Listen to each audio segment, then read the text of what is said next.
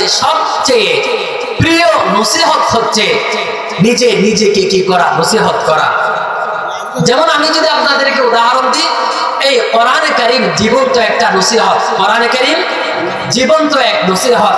এটা উম্মতে মুসলিমাকে কিয়ামত পর্যন্ত নসিহত করতে থাকবে, হেদায়েত করতে থাকবে, তাই না? তাহলে আসুন, আল্লাহ রাব্বুল আলামিনের কাছে সবচেয়ে প্রিয় নসিহত হচ্ছে নিজে নিজেকে নসিহত করা। এখন আসুন, নিজে নিজেকে নসিহত করলে কি হয়, ছোট্ট একটা ঘটনা দিয়ে আমি আপনাদেরকে বোঝাই। হযরতে ইব্রাহিম আলাইহিস সালামের নাম আপনারা জানেন তো? হ্যাঁ, হযরতে ইব্রাহিম আলাইহিস সালাম ছোট্ট অবস্থায়, এবং তার আব্বার নাম জানেন তো আপনারা? হ্যাঁ, কি নাম ছিল? আজার। তার নাম কি ছিল? আজার। মূর্তি পূজারী ছিল। সে মন্দিরের মধ্যে ঢুইকা মূর্তির সামনে খাবার দিয়ে গেছে, খাবার দিয়ে গেছে, সুস্বাদু খাবার। আচ্ছা আপনারা বলেন তো, মূর্তির সামনে যে খাবার দেওয়া হয়, মূর্তি কি সেগুলা খাওয়ার সক্ষমতা রাখে? সক্ষমতা রাখে? কখনো রাখে না। আল্লাহ রাব্বুল আলামিন কোরআনে কারীমে সেই কথাটা জানায়া দিচ্ছেন। কোরআনে কারীমের 22 নম্বর সূরা, সূরাতুল হজ্জের 73 নম্বর আয়াতের মধ্যে রব্বুল আলামিন জানায়া দিয়েছেন। আমার সাথে সাথে পড়ুন, ইয়া আইয়ুহান নাসু দুরিবা মাসালুন ফাসতামিউ লাহু। আল্লাহু আকবার বলেন। ও মুসলমান ইমানদার, ভালো করে বুঝবেন, আল্লাহ রাব্বুল আলামিন কোরআনে কারীমের ভিতরে জানায়া দিচ্ছেন, হে দুনিয়ার মানুষ, হে আমার বান্দারা, ভালো করে শ্রবণ করো। ফাসতামিউ লা, কান কাড়া করে কান লাগায়া শোনো। আমি তোমাদের সামনে একটা উদাহরণ পেশ করতেছি, একটা আমি দৃষ্টান্ত দিচ্ছি তোমাদেরকে। আল্লাহ বলছেন, ইন্নাল্লাযীনা তাদউনা মিন দুনিল্লাহ। আল্লাহু আকবার বলেন।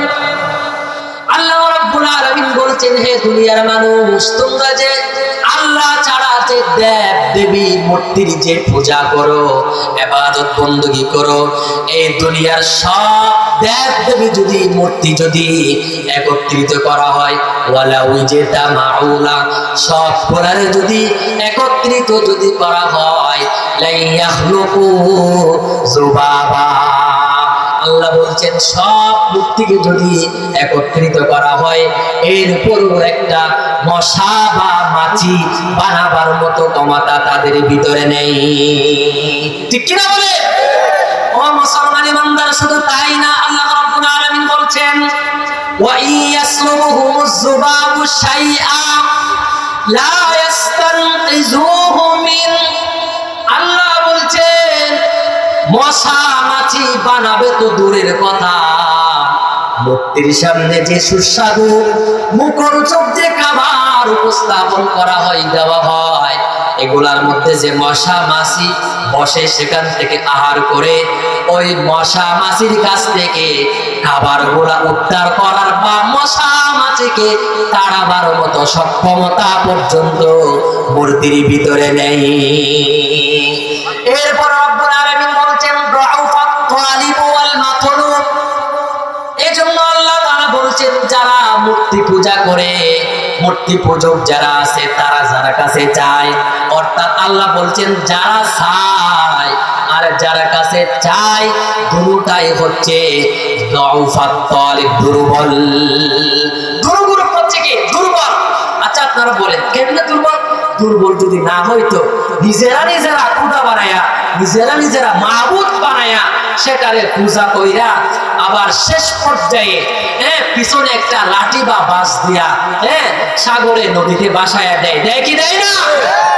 তাহলে এগুলা কি যে নিজেরা নিজেরা খুদা বানায়া ইবাদত কইরা সাগরে বলি দেয়, সাগরে ডুবায়া দেয়, উপর করে শোয়া দেয়, এটা কি কোনো জ্ঞানী মানুষদের কাজ হতে পারে?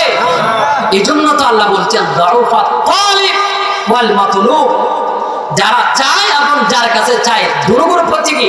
দুর্বল। তাহলে আপনাদের মনে আছে ওই যে ইব্রাহিম আলাইহিস সালামের কথা, ইব্রাহিম আলাইহিস সালামের আব্বা জান মূর্তির সামনে খাবার দিয়ে গেছে। ইব্রাহিম আলাইহিস সালাম আসলেন, আসার পরে দেখতেছে আব্বা তো খাবার দিয়ে গেছে, সুস্বাদু খাবার দিয়ে গেছে।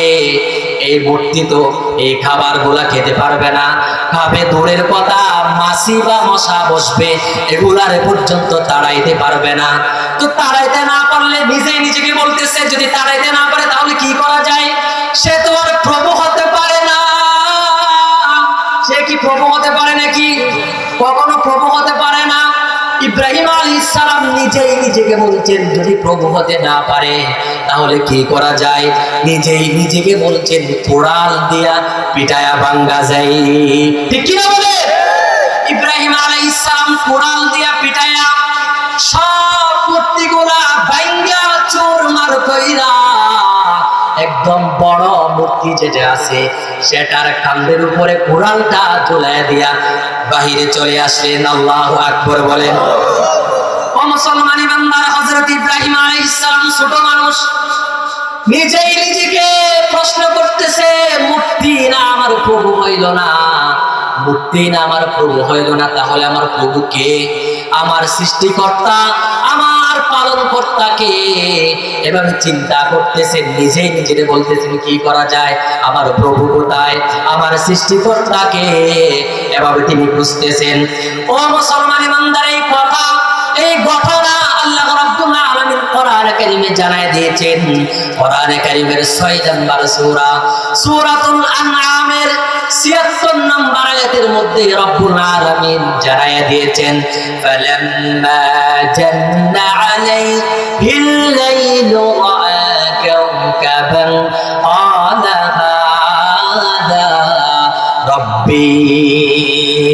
ইব্রাহিম আলাইহিস সালাম নিজেই নিজেকে বলতেছেন এই যে সন্ধ্যাবেলা যখন রাতের শুরুর ভাগে যখন আকাশের মধ্যে তারকা উদিত হয়েছে তখন বলতেছে হাযা রব্বি, এই তারকা মনে হয় আমার প্রভু হবে, আমার রব হবে।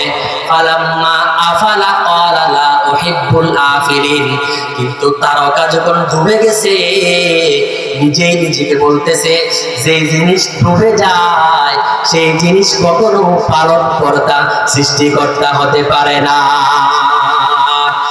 এরপরে ফালাম্মা রাআল কামারা বাযিগান ক্বালা হাযা রাব্বি, এরপরে যখন আকাশের মধ্যে চাঁদ উদিত হয়েছে, আকাশের মধ্যে যখন চন্দ্র উদিত হয়েছে তখন ইব্রাহিম আলাইহিস সালাম বললেন হয়তো এই চাঁদ মনে হয় আমার প্রভু হবে। কিন্তু রাতের শেষ ভাগে যখন চাঁদ ডুবে গেছে তখন বলতেছে যে জিনিস ডুবে যায় সেই জিনিস কখনো প্রভু হতে পারে না। এরপরে সকাল বেলা যখন ভোরের সূর্য যখন উদয় হয়েছে যখন দেখতেছে ফালাম্মা রাআশ শামসা, বলেন ফালাম্মা রাআশ শামসা